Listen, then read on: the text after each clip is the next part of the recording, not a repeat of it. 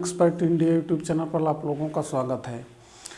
पहले हमने जो कक्षाएं इस पर संचालित की हैं, जितनी भी हमारे वीडियो आए हैं वो पर्यावरण शिक्षा पर आधारित है। हमारा पहला वीडियो है जो बाल विकास पर आधारित है। एक्चुअली में है क्या कि जैसे हमने देखा है कि जो भी टीटी की परीक्षाएं उत्तर प्रदेश में हुई हैं, सी टेट हुआ है, हरियाणा टेट हुआ है, अदर स्टेट की जो भी परीक्षाएँ हुई हैं उसमें जो है बाल विकास का जान ही रहे सिलेबस एकदम पैटर्न निश्चित है कि जो है 30 प्रश्न आएगा 30 नंबर का। तो इसमें कहने का मतलब है कि जो बाल विकास के अंतर्गत है अधिगम का चैप्टर बहुत महत्वपूर्ण प्रतीत होता है। अगर हम पिछले वर्षों की परीक्षाओं को देखें, उसका पेपर देखें, तो हमने इसलिए जो है समय, चूँकि परीक्षा का ज़्यादा टाइम नहीं है तो उसी दृष्टिकोण से हमने जो है अधिगम जो महत्वपूर्ण चैप्टर होंगे उसको पहले कवर करते चलेंगे। तो इसमें जो है सबसे महत्वपूर्ण चैप्टर जो है अधिगम का है, लर्निंग का है, सीखना जो भी कहें। तो इसी से हमने जो है पहला चैप्टर की शुरुआत हम कर रहे हैं, क्योंकि परीक्षाओं में लगभग यूपी टेट का हम पैटर्न जैसे भी पिछली परीक्षाओं को देख चुके हैं, उसमें से 5-6 प्रश्न अधिगम से ज़रूर पूछे जा रहे हैं। तो हम जो है अधिगम देखेंगे। तो इसमें जो है एक सूचना और देना है कि जैसे बाल विकास एवं शिक्षण विधि ये जूनियर में भी अर्थात 6 से 8 टीटी में भी है और जो है 1 से 5 की टीटी में भी है। अतः इसको दोनों वर्गों की जो अभ्यर्थी हैं वो तैयारी करते हैं, इसकी पढ़ाई करेंगे, ये जानते रहिए। दोनों अभ्यर्थियों के लिए जो है महत्वपूर्ण है। वैसे तो एक ही कैंडिडेट होते हैं जो दोनों परीक्षाएं देते हैं, लेकिन जो अलग से देना चाहते हैं उनके लिए भी उतना ही यूजफुल है। तो आइए हम जो है पहला चैप्टर आज शुरुआत कर रहे हैं बाल विकास एवं शिक्षण विधि की अधिगम से, तो उसको हम देखते हैं। देखिए अधिगम है क्या, लर्निंग है क्या, सीखना है क्या। कि जैसे सीखना, अधिगम को अगर हम जैसे सरल भाषा में कहें अधिगम को तो क्या है, सीखना है, या अंग्रेजी में इसी को क्या कहा जाता है, लर्निंग। जैसे वुडवर्थ ने कहा है कि व्यक्ति जो है मानव जन्म लेता है तो सीखना प्रारंभ करता है और मृत्यु पर्यंत तक कुछ न कुछ सीखता रहता है। सही बात है, हम कुछ न कुछ अपने जीवन में जो है जन्म से लेकर मृत्यु तक क्या करते हैं, कुछ न कुछ सीखते रहते हैं। सीखने का न कोई समय है न कोई निश्चित स्थान है, व्यक्ति कहीं भी कुछ भी सीख सकता है। एक बहुत किंवदंती कहें या जो है महाभारत में भी इसकी चर्चा होती है कि अभिमन्यु, वीर अभिमन्यु की कहानी जानते होंगे, चक्रव्यूह तोड़ने की कथा माँ के गर्भ से, सुभद्रा के गर्भ से ही सीख गए थे। तो सीखने की प्रक्रिया एक प्रकार से गर्भ में ही शुरुआत हो जाती है, जो ये प्रसंग जो है हमें इशारा करता है। तो सीखना एक प्रकार से आजीवन चलने वाली प्रक्रिया है, लर्निंग प्रोसेस है।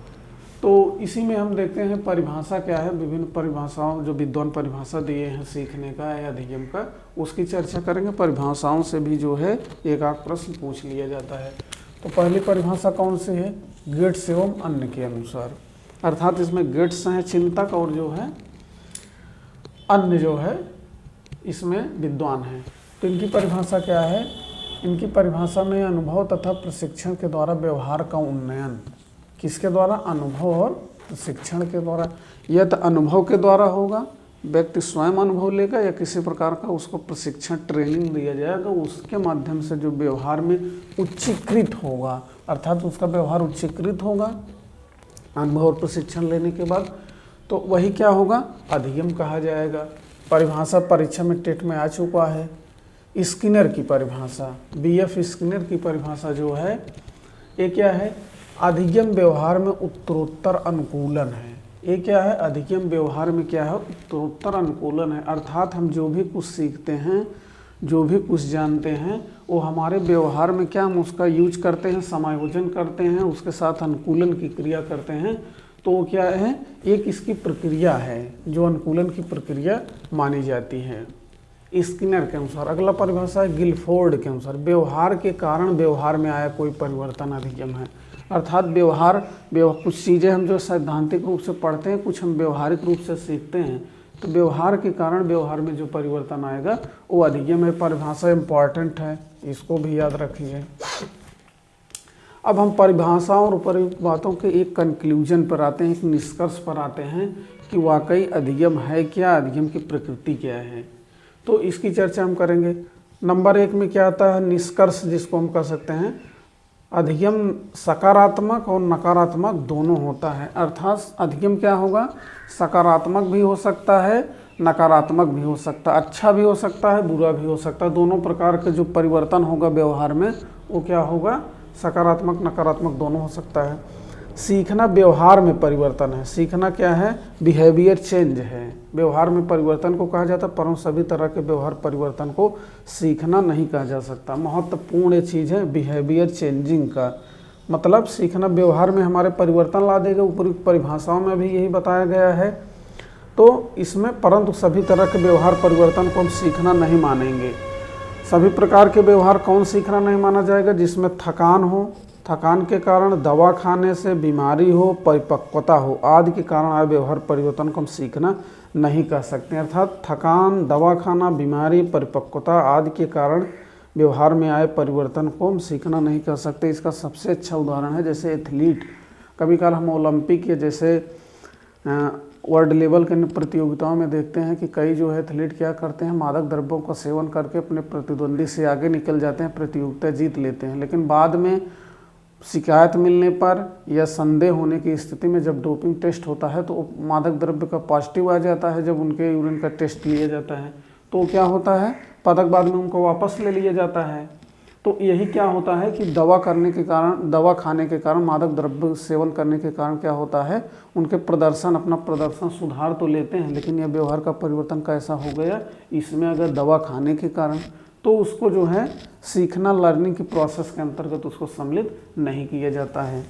चौथा है मनोविज्ञान में सीखना उन्हीं परिवर्तनों से जो अभ्यास, अनुभव, अर्थात कोई चीज़ हम जैसे व्यवहार में परिवर्तन हमारे लाते हैं तो हम उसके लिए क्या करते हैं, या तो हम जो है अभ्यास करते हैं उस चीज़ का, या जो है हम अनुभव से ज्ञान प्राप्त करते हैं। अभ्यास में हम बार बार वो चीज़ें रिपीट करते हैं तो हमारे जैसे गाना गाना हुआ, हारमोनियम बजाना हुआ, शिक्षण का ही कार्य है। बार बार हम क्या करते हैं, अभ्यास करते हैं। बच्चा शुरू में क्या है, वर्णमाला के अक्षरों को लिखता है, एक एक अक्षर, बाद में धीरे धीरे वो सीख जाता है, तो अभ्यास के द्वारा। इसी तरीके से कुछ ज्ञान हम अनुभव से, जैसे बच्चा है, दीपक जल रहा है, एक बार वो जब हाथ लगाएगा दीपक को, अगर जल जाएगा तो दोबारा नहीं लगाएगी। एक ऐसा ज्ञान उसने प्राप्त किया, अपने अनुभव द्वारा ज्ञान प्राप्त किया, इसे कोई बताया नहीं। तो अर्थात अभ्यास एवं अनुभव से ज्ञान होता है, जिसके उद्देश्य बालक का समायोजन में मदद करना होता है। इससे क्या होगा कि बालक समायोजन में मदद होगा। जैसे मैंने बताया कि दीपक जल रहा है, हाथ एक बार बच्चा लगाएगा, जल जाएगा तो दोबारा जो है उसमें हाथ नहीं लगाएगा। ये क्या हुआ, ये सीख तो गया अपने निजी अनुभवों द्वारा। अब इसी से बालक का समायोजन भी आगे होगा कि इस प्रकार की जितनी भी जीवन में त्रुटियां होंगी, जलने वाली चीज़ें होंगी, उससे वो सावधान रहेगा, उसका आधार पर जो है अपना जीवन समायोजित करेगा। अधिगम के प्रकार, अब अधिगम के प्रकार टाइप्स ऑफ लर्निंग में है। पहला क्या है, शाब्दिक अधिगम है। शाब्दिक अधिगम ये हम देखेंगे पहला। तो इसमें क्या है, जैसे शब्द भंडार है और विषय वस्तु। तो शब्द भंडार और विषय वस्तु के माध्यम से जो चीज़ें सीखी जाती हैं वो क्या है, शाब्दिक अधिगम है। अब इसी में जो है गत्यात्मक अधिगम आ जाएगा। दूसरा कौन सा है, गत्यात्मक अधिगम है। इसमें क्या होगा, विभिन्न अंगों के संचालन,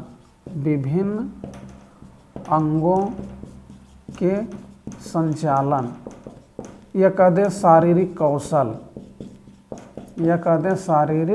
कौशल, मतलब विभिन्न अंगों के संचालन या शारीरिक कौशल। इसमें क्या होता है, शरीर में क्या रहता है, मूवमेंट रहता है, वो चीज़ सीखा जाता है। जैसे नृत्य करना, साइकिल चलाना, घुड़सवारी करना, व्यायाम करना, इस प्रकार की क्रिया सब में देख रहे हैं मूवमेंट हो रहा है, तो गत्यात्मक अधिगम इसको कहा जाता है।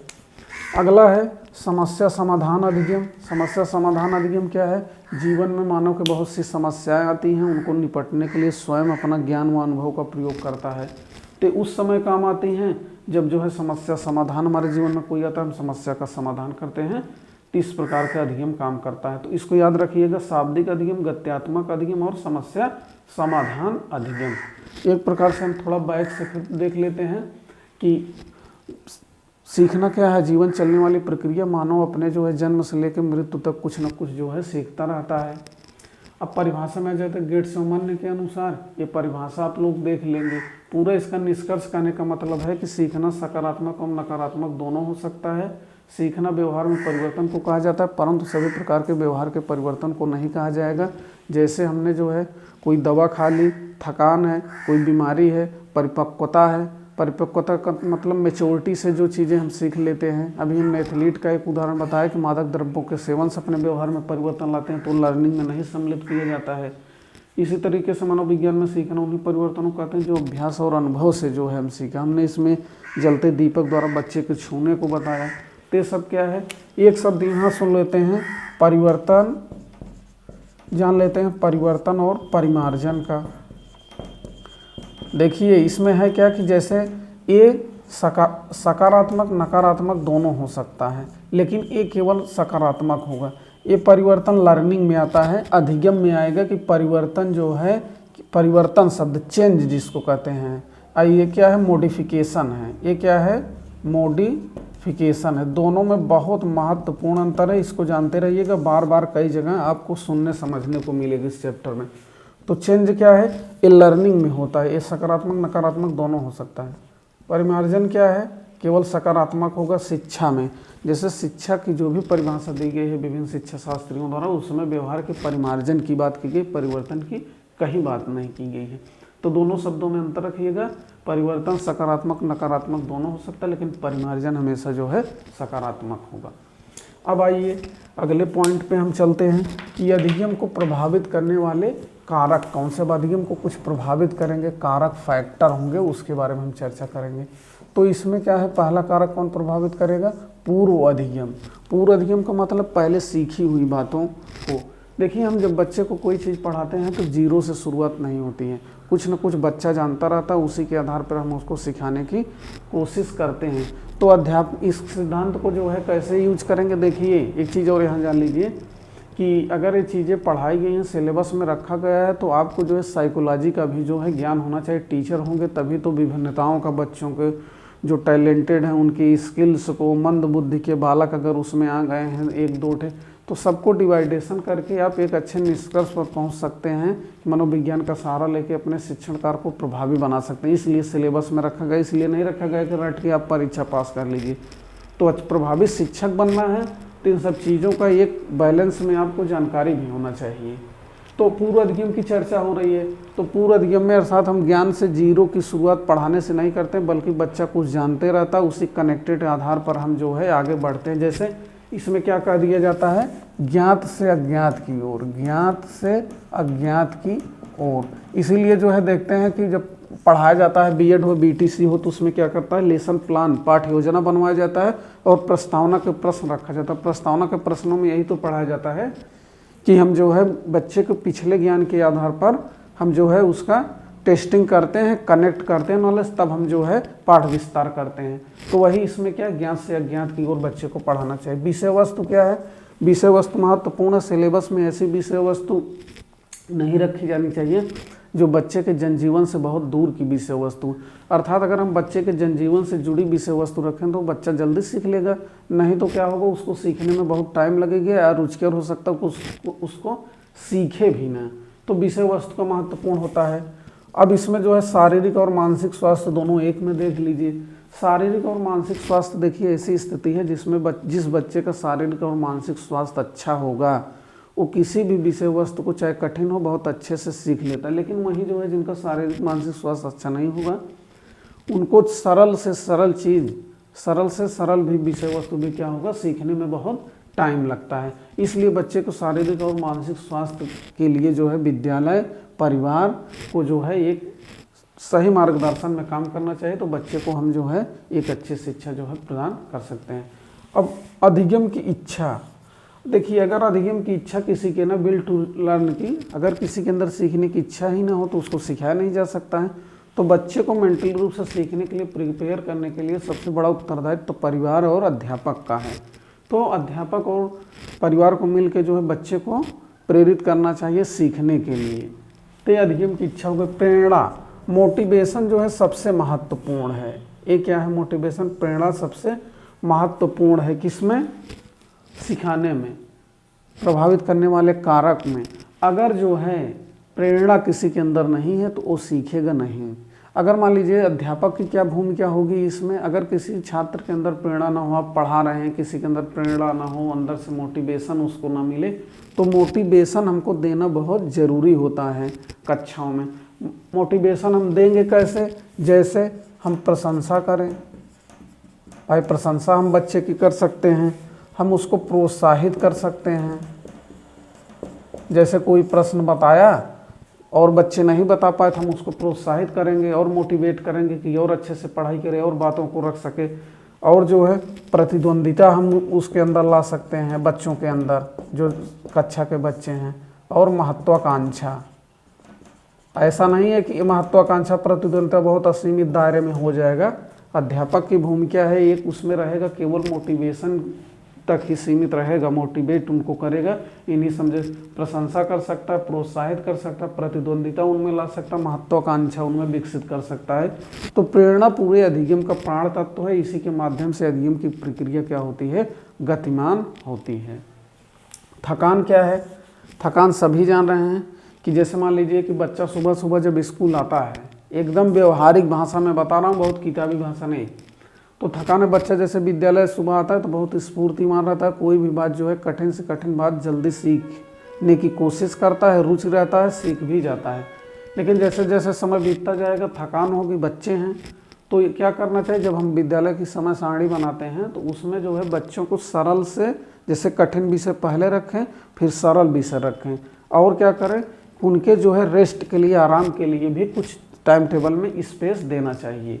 तो यहाँ तक प्रभावित करने वाले कारकों की हम चर्चा कर लिए। अब सीखने की विधियाँ, सीखने की विधि अर्थात अधिगम की विधियाँ कैसे होंगी, कैसे कोई सीखेगा? ये बहुत सरल है, इसको ऐसे देख लेंगे। करके सीखना, लर्निंग बाय डूइंग, अर्थात हम कोई काम अगर करके सीखते हैं या बच्चा करके सीखता है तो बहुत आसानी से सीख जाता। बाद में इसी आधार पर खोज विधि, खेल विधि, मॉन्टेसनरी, तमाम प्रकार की विधियाँ आएंगी जो इसी पर जो है आधारित होगी। निरीक्षण, लर्निंग बाय ऑब्जर्वेशन में व्यवहार को ये देख के जो है सीखता है बच्चा। कोई भी कार्य किसी को करते देखता है, उसका ऑब्जर्वेशन करता है, निरीक्षण करता है, उसी तरीके से स्वयं करता है और उस विषय वस्तु का, उस कार्य को सीख लेता है। वाद विवाद ग्रुप डिस्कशन मेथड है, यह डिस्कशन मेथड, वाद विवाद विधियाँ परीक्षाओं में भी चलती थी, हालांकि अब खत्म हो गई हैं लगभग, अब एम्स वगैरह में है, वो सॉरी IIM कॉलेजों में है। तो इधर तो छोटी परीक्षाओं में नहीं, लेकिन वाद विवाद विधि से भी सीखा जा सकता है। जैसे इसमें कोई मुद्दा दे दिया गया, टॉपिक दे दिए, जैसे दहेज प्रथा का दुष्प्रभाव समाज पर दे दिया गया, सबको अपना सकारात्मक और नकारात्मक पक्ष दोनों पर अपना जो है पक्ष रखना। हाँ, पक्ष जाए जिसमें रखिए, लेकिन जो है पक्ष मजबूत, तार्किक हो, सारगर्भित हो। तो वही क्या हो गया, वाद विवाद, इससे भी जो है ज्ञान प्राप्त करते हैं। वाचन विधि, इसमें क्या होता है, सस्वर वाचन किया जाता है और जो है पाठ को जो है याद किया जाता है। अगला क्या है, अनुकरण विधि। अनुकरण दूसरे का किया जाता है, अपना नहीं किया जाता है। जैसे कोई सामने हमारे है, वो जो है किसी अच्छे कार्य को कर रहा था, हम उसका क्या है अनुकरण करते हैं। अनुकरण करके जो ज्ञान प्राप्त करते हैं। प्रयास एवं त्रुटि, इसमें क्या है, ट्रायल एंड एरर मेथड में कि हम कोई ज्ञान देखते हैं, बहुत विस्तार में देख लेते हैं और उस कार्य को करते हैं, हमारे अंदर त्रुटि होती है, फिर करते हैं, प्रयास और त्रुटि ऐसे चलता रहता है, बाद में उस कार्य को हम करना जो है सीख जाते हैं। तो ये बाल विकास एवं शिक्षण विधि का पहला जो है टॉपिक था। एक प्रकार से इसमें जो है हमने एक खाका तैयार किया, पृष्ठभूमि तैयार की, आगे जो है अधिगम का पाठ पढ़ने के लिए, आगे अधिगम का पठार हो गया, सिद्धांत, इसकी पढ़ाई की जाएगी। हालांकि ऐसा नहीं इसमें से प्रश्न पूछा जाएगा, अभी मैंने बताया गेट संबंध की परिभाषा पूछी जा चुकी है, तो ये भी उतने इम्पोर्टेंट है जितना आने वाले चैप्टर। तो हमने एक खाका पूरा तैयार कर दिया है, आप चाहें तो इसका स्क्रीनशॉट ले लीजिए, फिर जो है ऐसे क्रम और जो है कक्षाएं आगे बढ़ती रहेंगी। तो इसको आप लोग पढ़िएगा, आगे जो है जो भी पाठ आएगा उसको पढ़ाया जाएगा। संभवतः जो है प्लेट्यून आएगा, ये क्या कहते हैं, हाँ पठार, शिक्षा में पठार, तो ये चैप्टर पढ़ाया जाएगा। आप लोग जो है इसको पढ़िएगा। अगर वीडियो पसंद हो तो लाइक शेयर करिएगा। थैंक यू, धन्यवाद।